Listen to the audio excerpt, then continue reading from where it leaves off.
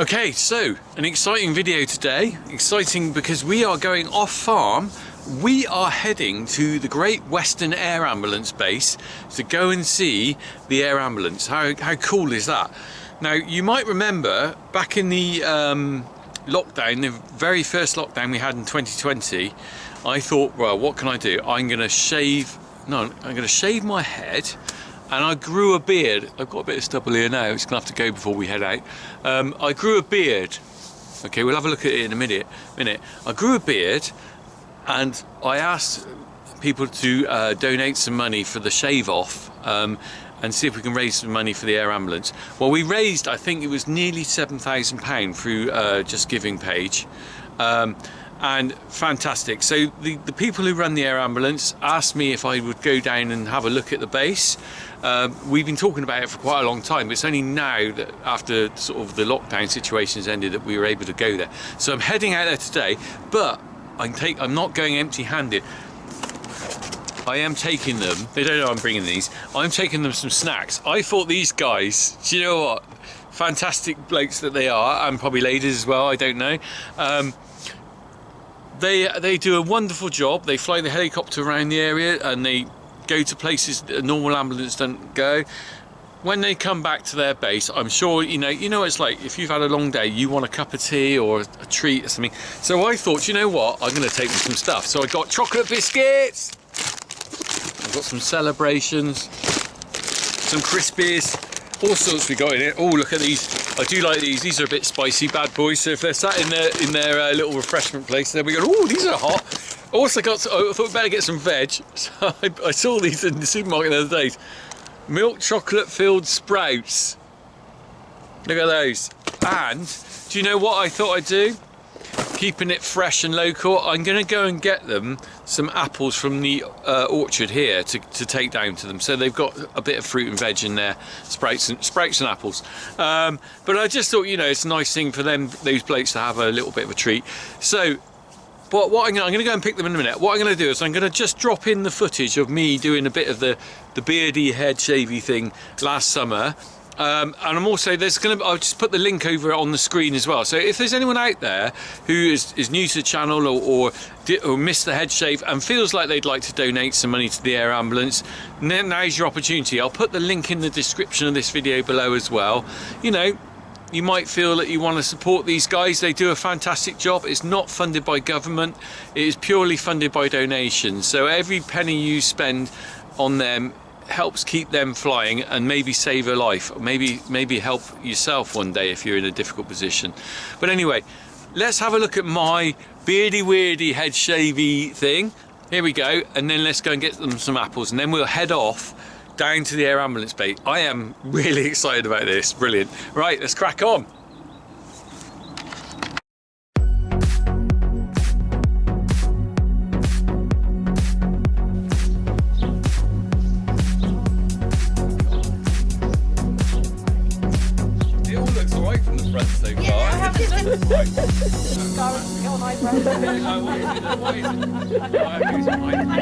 I don't know these things. I have no need to know these things. Oh, lovely. Here we go. Yeah. Yeah, the birds will love that. Wow. Funky farmer! Yay. Right, I'm just going to get a few apples off of here. Got myself a little bag.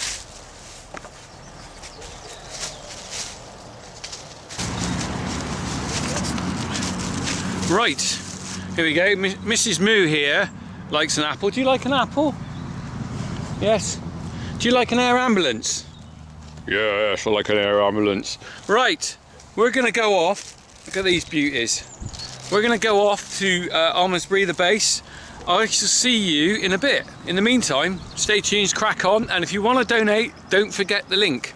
Crack on.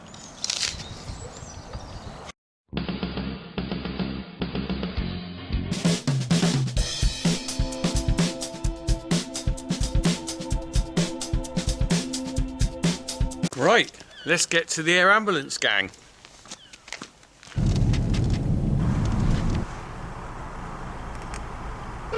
Oh, it's ringing. Hi, it's Rich Cornock here to come and see you guys. Oh yeah, I will unlock the gate now. Thank you, mate. All right, cheers. Door is open. Here we go. Oh, I was a bit worried there. I thought I wouldn't be able to get in. Right. Here we go. Right, let's get into the air ambulance base. I'm not sure where it is down here. I can't see it. It's well tucked away. It's right by the motorway, but can't see any sign of it, is it? Drive down here and have a look.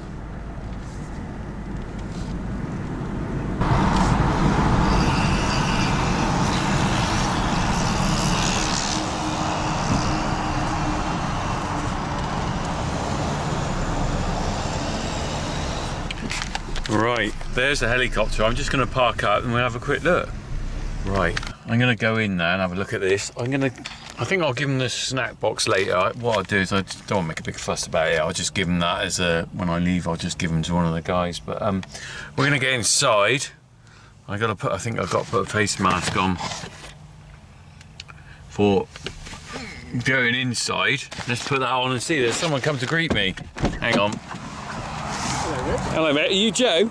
Am I allowed to shake your hand or have we got to do that? Let's do it right. Right, so let's look at this. Right, so this is Joe. First time I've met you, Joe, mate, isn't it? And we've emailed and stuff, but first time I met you. I'll turn this off a minute, let's have a quick chat and then we'll catch up with Joe in a minute, all right, cheers. Right, we're gonna just go in. Joe's just bringing me down to reception. I don't think I was supposed to see that till I walked in, but looking through the window, they've got a picture up. I'm gonna put this mask on a minute. It says, "Welcome, Funky Farmer." Right, let's get in. All right, mate, thank you. Woohoo! Hello, reception. Hey. I've just seen. I know. Hey. Look at this, look. Welcome, Funky Farmer. How awesome is that? Thank you very much. Right, we're gonna go, where are we going, Joe? You tell me. We're going to go through to the meeting room after Right. we've done some signing in. Okay. And, we'll take you for a tour around Right, the airbase. I'm just signing in. We've come through reception, I've done my temperature thing on my arm thing and signed in all that stuff. But I've got Joe here with me. I'm going to ask Joe some questions. Joe, here he is. What's your role again? So I'm a community coordinator. There you go. I'm going to turn the camera on Joe and say, right, Joe, so we've corresponded for quite a while, but we've never met. And then we're down here today to have a little look around, but what can you tell me the basics are of the it's not Gloucester Air Ambulance, isn't it? The air ambulance group that you're running. Is it what area do you cover? It's a good question. So we cover a big old patch. It's all of Gloucestershire, so that's all the way up to Tewkesbury, and all the way down south to North Somerset, so as far down as Weston-super-Mare. But we also cover Bristol, parts of Wiltshire, South Gloucestershire, and Bath and North East Somerset. So there's about 2.1 million people in that patch. And this is something that I think is the most amazing thing. Until I sort of got involved with this, I had no idea you weren't funded by government. You're am I right in thinking you're entirely funded by fundraising? Yeah, so we get no day-to-day government funding. We get no national lottery support. So No national lottery support? No, so really? we don't hit on their No credentials. way. So we're utterly reliant on the community we serve to keep this So going. how do you raise the funds for it then? So we run a very successful lottery. I say a lottery, it's people take part mostly because they want to donate and support this cause. So we've got roughly 38,000 players that take part in that, each paying £1 a week. Okay. We do well out of grants. So our local parish councils, our local councils are incredibly generous, as are our community organisations. So Freemasons, Rotarians.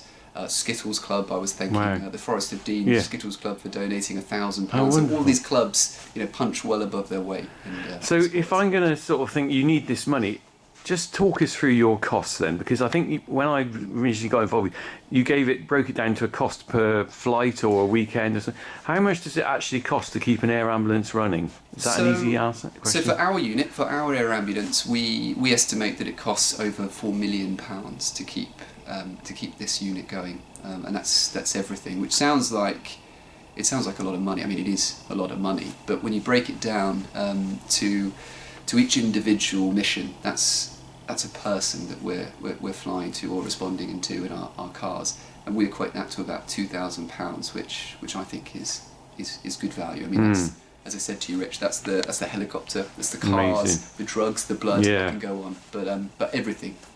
And we're going to have a look at some stuff in a minute, but just one more question. I've got loads of questions as we Fire go away. round, but the one thing I think we touched on it off camera earlier is how did you get affected by the pandemic? Because there were serious issues for fundraising, but also operational, wasn't there? Absolutely And what right. were they?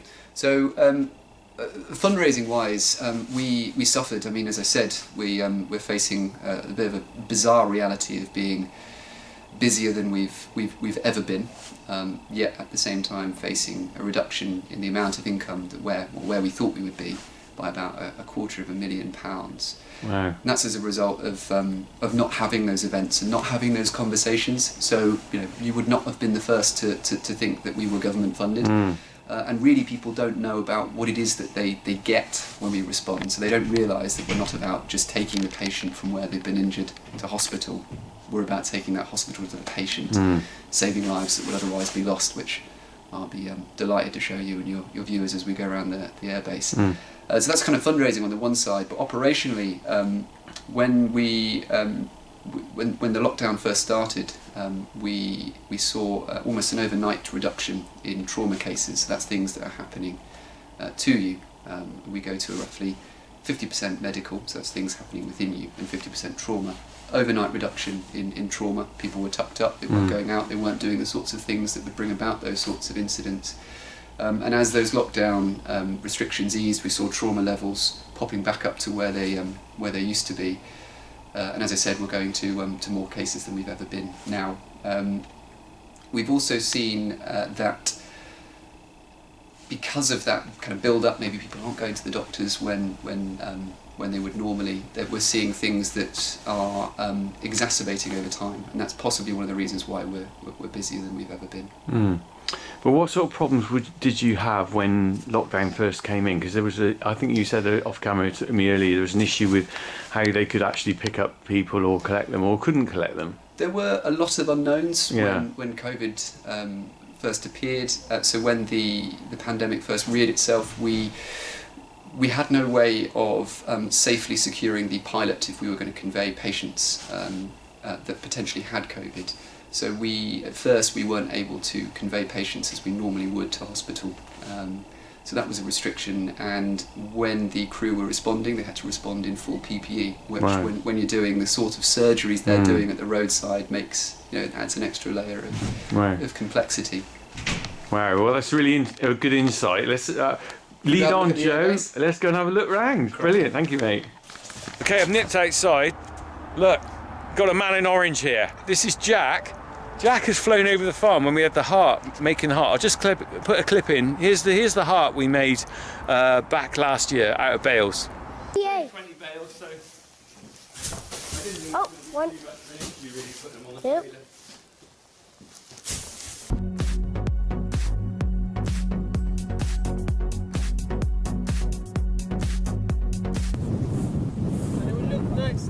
Boys, run round the heart. Adam, off you go.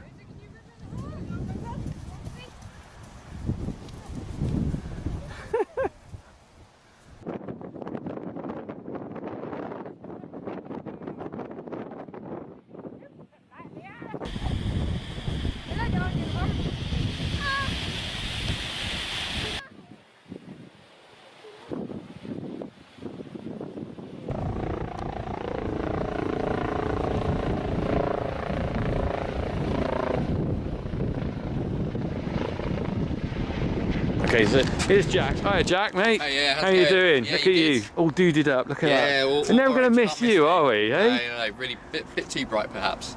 Right, it's awesome, isn't it? I expect you need that whenever you're anywhere, Yeah, aren't it you? keeps us nice and safe. That's So what are we going to see today then, Jack?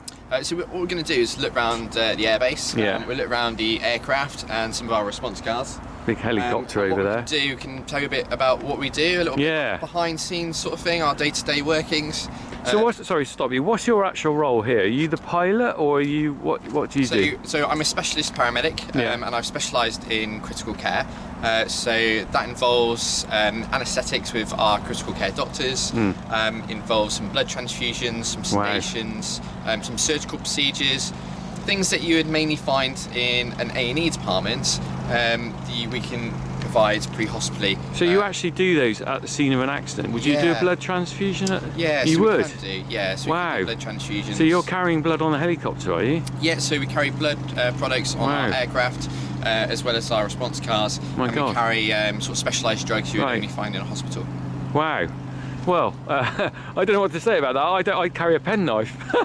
I don't carry. We carry, yeah. You carry a lot We've of got bits and pieces. several bits and pieces. Yeah. Yeah. It's it gets a little bit weighed down Wow. at What's times. these things here for? So these are just our radio codes. So, Right, okay. So we have two teams here. So we have a day team and a late team. Yeah. So if we're on a crossover period and the late team have gone out and they need to contact them, I'll just ring them on the radio and we can have that two-way Yeah. conversation. So, well, I'll let you guide me It's what a you bit- want me my- to see. My flight suit's a little bit. It's seen better days. Yeah. Yeah, It's still working though, isn't it? It's used for sure. Right, Jack. I I won't can see forget my your. colleagues taking a mick out. Are they? Over there. Are they?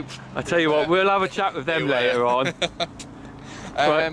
So yeah, so we can look at the aircraft if you like. Yeah, lovely. So this is an EC135 TT. Goes pretty quick in a straight line. How much is one of these worth then, do you reckon? Oh, millions. Millions. Yeah. So we just- are with our Babcock. You stand who's over our- there. Oh yeah, sure. So with Babcock, our aviation partner. Yeah. So they provide the aircraft and the maintenance behind it, the engineers and the pilots, so everything to keep us going. Wow. It's great because we're never without an aircraft.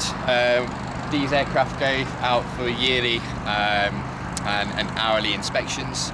So you might find us in a red aircraft sometimes with Great Western Air Ambulance on it, and that's just one of the spare aircrafts that our aviation partner brings down, so we're always on the run, we're always ready to go. Do you know what? I've seen this fly over the farm so bet you many have. times. Yeah, Because it's so distinctive, isn't it? With that logo and the green and the blue, it stands out.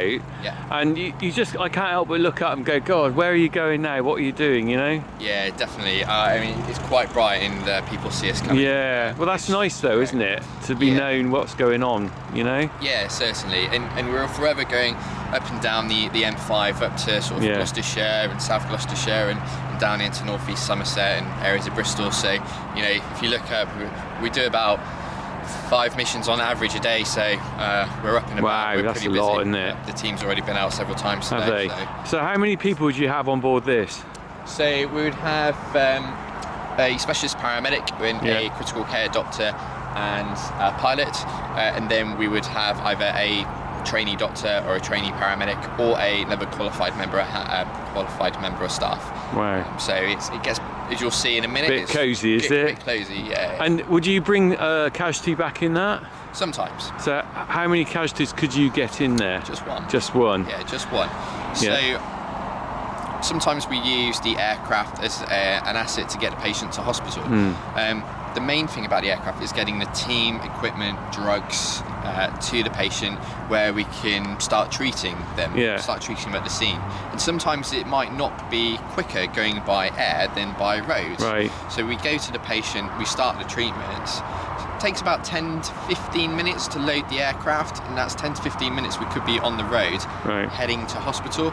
So we do make a rough calculation of how long it would take for us to get to hospital, and then based on that we'd either use the land ambulance provided by the South Western Ambulance Service, or we would use the I mean it's interesting from my point of view, because this is quite a critical thing for farmers really, because I mean people like myself, I work not so much on my farm because I'm fairly near a road system, but I know plenty of farmers that have got farms with miles from anywhere, and then once they're out in the fields, they're just not going to be got to by an ambulance. If they have a properly, seriously bad accident, this is the only way you're going to be able to get to them, really. 100%. So I come from an agricultural background from my family, and I certainly know, and I've been to farmers that have had traumatic injuries, and we've gone out and a land ambulance couldn't get to them. Yeah, that's right. They are miles and miles from any And you access. can't, if someone's got serious trauma, you can't just chuck them in the back of a pickup truck and cart them along, can you? 100%. You know, yeah, so absolutely. even if you could get there with a vehicle, the actual bumping and the, you know, because you know where you can go with a tractor isn't the same as anything else. It isn't.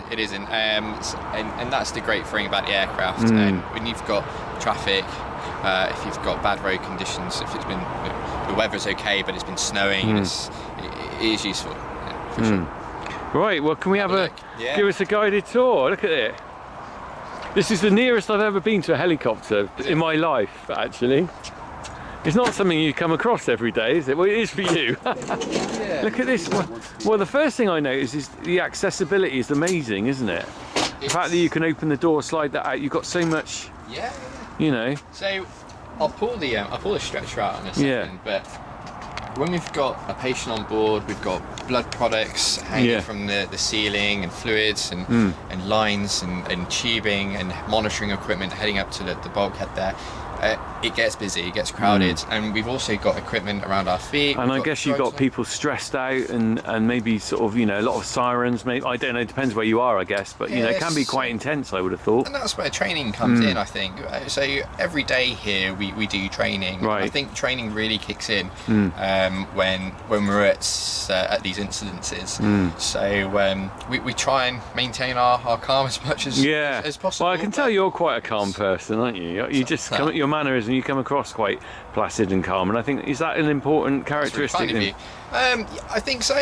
So the selection process for any air ambulance in the country is pretty tough and pretty rigorous. Yeah, I'm sure it is. You know. So I think they're kind of looking at that sort of thing. But as well as other attributes. So basically, we got here. Then we got whoever's flying the aircraft, you've got all their controls in there, and they're in touch with the hospital or the police or the emergency services, are they, all the time? Totally. So you have the pilot on the right hand side, and and the I'll bring this back slightly forward. Yeah. So we got the pilot in on the front, and then the paramedic would be in the front, and the paramedic helps with some of the navigation, some of the sort of lookouts, and especially heading into landing sites. Every landing we do comes with risks, and we try and optimise ourselves as much as possible and reduce the risk, and we're always sort of looking out for any hazards. One of the important things if we are landing at farms or we're landing near livestock is or horses, for instance. We like them to be put away and for the landing site to be open. Sometimes we get people trying to flag us down and have their hands, and that's really useful, but when we start to approach the scene, we kind of want them to step back because we need such a clear zone. There's a downdraft from the helicopter place, I guess. Downdraft, and we just want to, again, it's just reducing some of that risk. Is this helicopter adapted in any way differently from, say, a normal helicopter, or is it pretty the same? Or? So I'm not talking about the medical. I'm not talking about the medical side. It's obviously very different. But do you know the actual controls or anything like that? Right. So normally you would have controls in this side. Right. Some aircraft do. Yeah. So the controls have been taken out on this side, which gives us a little bit more room to play with. Means that we can have our maps out a little bit long, bit bigger. And we can speak to the air ambulance control rooms and crews on scene. The only thing really different is the back is the medical fit, where we've got stretchers and the monitoring. Well, this is all. Actually bring that out. Right. Okay. You carry on, man. A little bit of I'm just trying not to get in the way here. Wow! Look at that! Oh my goodness! So crikey! That's just all come out of there. Like wow! Yeah. So this is where the patient would be. Right. So all this equipment would be taken off, and this has got some of our airway, breathing, circulation equipment. In here we've got some technology, some video laryngoscopes, we've got ventilators and syringe drivers, and we've got an automatic CPR machine as well, which gives us a little bit more capacity. So it's all really good kit that we're able to help patients with. I mean, you've packed a lot in here, haven't you? I mean, it's very...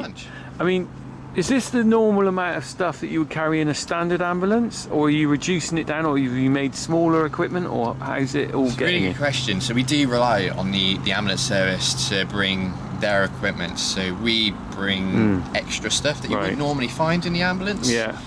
So a lot of our medications and some of our equipment you won't necessarily see in a land ambulance. And as you can see, it's quite a lot. So it's really useful if we do have a few pairs of hands taking equipment, or if anyone gives us a lift, which is very kind of people. When we do have a patient on board, all this equipment gets taken off, and actually this seat swings round. And then the equipment gets stowed at the front and the back. and it just allows the 3 clinical team members then to treat the patient in the bed. Do you know what it reminds me of? It reminds me when we go on holiday with my wife and kids, and we've got to pack the suitcases all around It's us. like Tetris, It's just you've got to fit something in the middle there, but you've still got to get all this stuff in there. It's Yeah. incredible, isn't it? Yeah, it's not a big aircraft at all, is it? I didn't know what I thought, but I'm quite surprised actually how compact it is inside. There's not a lot of room by the time you've got crew in there as well. Yeah, definitely. So how our pilots do it is beyond me. Yeah. They're incredibly clever. One, at the flying, but 2, actually packing all the equipment. Well, yeah. Yeah, they're very So- clever people. If you're on a flight like this, when you come back, do you walk away from it and does someone else come in and sort all this out, or do you come back from the flight and go, right, after you're exhausted from doing all the work, you've got to come back and sort this out as well? So our aim is to get back on the road or back in the air as soon as possible for the next patient. Yeah. So when we get back, it's a big old team effort between all of us to get things going again. So that's from fueling the aircraft to restocking the equipment, restocking the drugs, and getting everything sorted, and then maybe get some food and start on the admin. So I'm going to ask you something which you may or may not want to answer, but does some of this stuff affect you mentally? Because you go and see stuff that a lot of people wouldn't cope with, don't you? Trauma, car accidents or whatever. How do you cope with that mentally when you finish your job? So I didn't think I'd be doing this job if there wasn't more success stories. So there are so many successes, and that's why it keeps us going. Right. So That's good to hear. Yeah. Is this something you always wanted to do, or did you just sort of change careers, or how did you get into this? yeah, it's something I've always wanted to do, and I think all of us here at the Air Ambulance Charity have worked really hard to be here, and it's very much of a privilege to be here and offer the help to the community. So I think I can say for all of us that we're very thankful that we can help people in such a way. Yeah, that's lovely to hear, mate. That's really Cool. nice. Jack, you've been awesome. You've shown me this helicopter. This one, I'm going to have a little walk around, just do a little please bit do. more video of the thing, but thank you, mate, for your time. That's All right, brilliant. no worries. That's Cheers. fine. Right, we're so just going to have a quick look around the aeroplane. It looks so shiny and new, look at it. And I see this going round the farm all the time. And look, a big exhaust vent.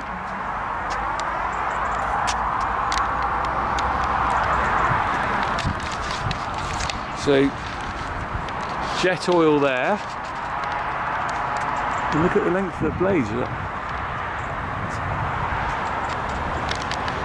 So,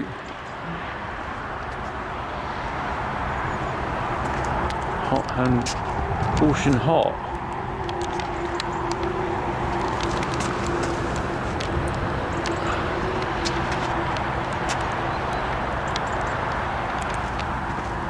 Right, and we're back round here. Right, so I'm gonna go and see Joe. So this is part 1 of the air ambulance crew visit. Joe's going to tell us where we're going to go for part 2. Well, Rich, it's not just helicopters we have here at the airbase. We've got 3 critical care cars, and we'd like to show you some of our surgery, some of our interventions, if that's all right. Wow, fantastic. Right, tune in tomorrow for part 2 of the air ambulance base. Cheers all, crack on.